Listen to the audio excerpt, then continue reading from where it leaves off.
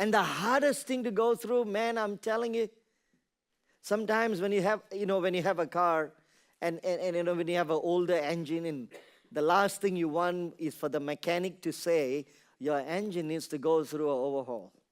Bro, man, I'm telling you, that fellas have to pull everything apart.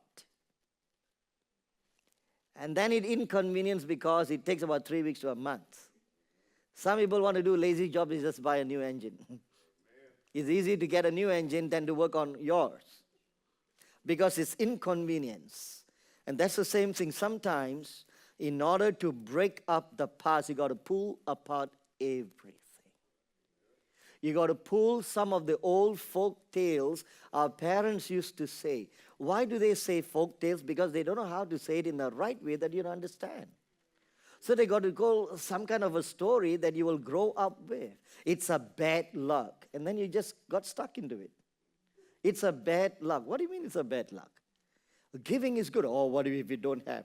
We always live on assumptions if we don't have. But God says, don't worry, I'm providing. So I got to replace what I've heard. I've got to, some of our parents have always taught with good intentions, but the good intentions has become negative in the heart of the children. Sometimes I listen to my own children, the things that I've planted in the right way, they picked it up and interpreted in the wrong way, and it's inside their heart. And whenever there is issues, when they bring it up, you remember what you said? I didn't say it that way. The miscom reinterpreted, and a wrong seed residue settles in. Hey, it's like the clogging in your pipe. I can give you a million examples. Let's go to plumbing now. Tell me what gets stuck. The bad things. Come on, are you following? The bad things always get stuck. And some of the bad things are there because you put in it in the very first place.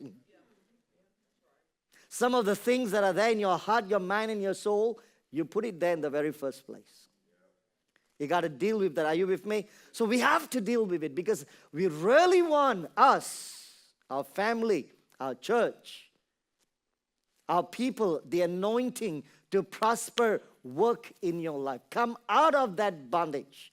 And Jesus died for that.